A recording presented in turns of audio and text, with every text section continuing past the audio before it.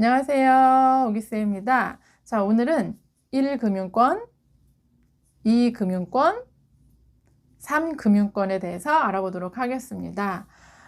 이게 뭐가 중요한데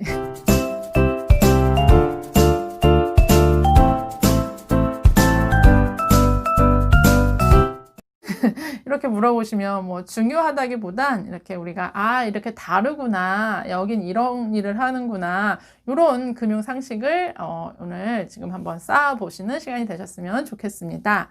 자, 퀴즈 낼게요. 은행 1금융권일까요? 네, 맞습니다. 1금융권이에요. 농협중앙회 1금융권일까요? 네, 맞습니다. 너무 빨리 대답하나요? 자, 농협중앙회, 그 다음에 은행, 우리가 아는 시중은행, 어떤 은행 있어요? 뭐 땡땡은행, 뭐 국민은행, 우리은행, 하나은행, 뭐 많잖아요. 기업은행, 뭐 많아요. 그 시중은행 다 그냥 1금융권이고요. 거기다가 지방의 큰 무슨 대구은행, 제주은행, 이런 부산은행 있잖아요. 이런 데도 다 1금융권. 거기다가 인터넷 뱅크라고 해서 K뱅크, 그다음에 카카오뱅크, 이거 다 1금융권이에요. 그러니까 여기에 속해 있는 이 은행들은 다 예금자 보호법에 의해서 1인당 5천만 원까지 이자 포함해서 보호를 받는 거예요. 그러면 이 은행 업무와 비슷한 저축하고 예금하는 데 또 어디 있어요? 상호 저축은행 아시죠? 저축은행 있고요. 신협, 농협, 단위농협 같은데요. 수협 있고요. 새마을금고. 이렇게 예금하는데 은행 예금과 같은 여기는 다 이금융권이에요.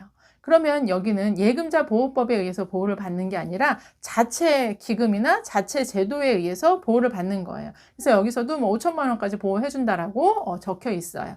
이렇게 통장에 보시면 다 적혀 있을 거예요. 그런데 이 1금융권은요, 중앙은행의 규제를 받아요. 감시, 감독을 받아요. 그래서 대출 같은 거 할 때 굉장히 까다롭고 대신 이 금융권보다는 대출 이자가 좀 낮은 거예요. 이해되시죠? 그런데 이 금융권에 속해 있는 이 예금 받는 은행과 비슷한 여기는 조금 대출 좀 까다롭고요. 약간 이자가 높아요. 그런데 여러분, 저축은행이라고 들어보셨죠? 거래하시는 분들도 계실 거예요. 저축은행은 은행과 같을까요? 다를까요? 달라요. 은행과 저축은행은 달라요. 은행은 은행이고 저축은행은 저축은행이에요. 무슨 말이냐? 저축은행은 과거 상호신용금고가 원래 이름이었어요. 그런데 사건 사고가 많았잖아요. 그러면서 안 되겠다. 사람들한테 이 이미지를 계속 남겨주면 안 되니까 이미지 세준을 위해서 이름을 바꾸자 해서 우리 그러면 은행하고 비슷한 단어 쓰자. 그래서 저축은행, 원래는 상호저축은행이라고 이렇게 이름을 변경한 거예요. 근데 지금 쓰기는 그냥 저축은행 이렇게 통칭을 하죠. 자, 어떻게 다른지 이해되시죠? 그래서 은행은 은행이고 저축은행은 저축은행이다 라고 이렇게 이해를 하시면 좋을 것 같습니다. 자, 그러면 혹시 캐피탈 들어보셨나요? 캐피탈은 다른 말로 표현하면요, 할부 금융회사예요. 그래서 우리가 자동차나 이런 비싼 물건 살 때 할부로 살 수 있게 해주는 데가 이 캐피탈인 거예요. 그런데 우리가 보이스피싱이나 아니면 돈 빌려준다는 데 보면은요, 문자에 보면은 캐피탈, 그 다음에 파이낸셜, 이 단어가 되게 많이 들어가 있어요. 좀 고급지다는 느낌이 들까요? 그래서 그런 걸까요? 아무튼, 그런데, 그냥 우리가 잘 아는 무슨 현대캐피탈, 롯데캐피탈, 이런 캐피탈은 할부금융회사다라고 이해하시면 돼요. 이해되시죠? 자, 그러면 학생들이 많이 또 관심 있어 하는 3금융권인 바로 사채와 대부업체가 있습니다. 대부업체는요, 잘 아시죠? 어떻게 하냐면 우리 광고를 통해서 너무나 잘 알아요. 너무나 친숙한, 익숙한, 또 편안한 느낌의 광고를 잘 활용하는 것 같아요. 마케팅으로. 대표적인 데가 어디예요? 사나머니, 그다음에 러시앤캐시, 미즈사랑, 이런 데 있잖아요. 이거는 대부업체예요. 그래서 아주 대출은 수월한데 이자는 아주 비싼. 그런데 이런 데서 어떤 단어를 또 많이 쓰냐면요, 서민금융, 햇살론, 이런 거를 막 갖다 붙여요. 그래서 우리가 잘 판단하셔야 돼요. 그리고 카카오 카카오 대부 이런 회사가 있어요. 카카오 금융 대부. 여기 카카오 자회사인 줄 알아요. 아니요. 아니에요. 그냥 대부 업체예요. 그래서 우리가 용어를 통해서 막 혼돈될 수 있는데 잘 알고 이용하시는 게 좋고요. 특히 제3금융권에서 돈을 빌려 쓰셨는데 다행히 잘 갚으셨다. 그러면 반드시 해야 될 게 이거래요. 그 계좌를 삭제하셔야 된대요. 내 대출을 받은 그 계좌를 내가 직접 전화해서 삭제를 요청을 해야 된대요. 그렇지 않으면 삭제 안 해준대요. 왜요?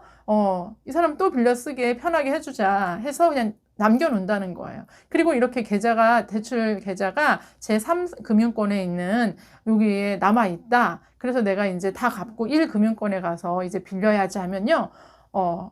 금융사에서 다 이 정보를 공유해서 이 사람 3금융권에서 돈 빌린 경험이 있네? 라고 해서 신용 점수를 좀 낮게 책정할 수도 있다고 합니다. 그래서 반드시 그거를 꼭 확인하시면 좋을 것 같습니다. 자, 그래서 오늘은 1금융권, 은행, 하나 더 농협중앙회, 여기는 1금융권이고요. 2금융권은 나머지 싹. 그리고 예금 받는 이런 뭐 저축은행, 신협, 새마을금고 뭐 이런 데 말고도 보험회사, 신용카드회사, 그 다음에 증권회사 뭐 이런 데도 다 이 금융권이다 라고 이해하시면 됩니다.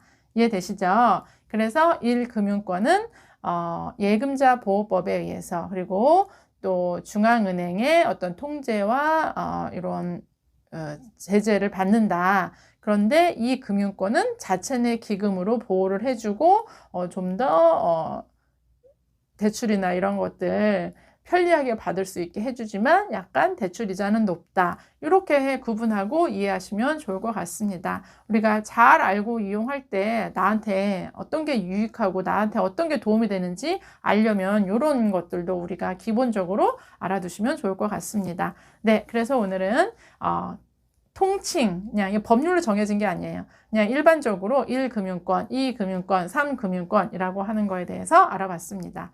감사합니다.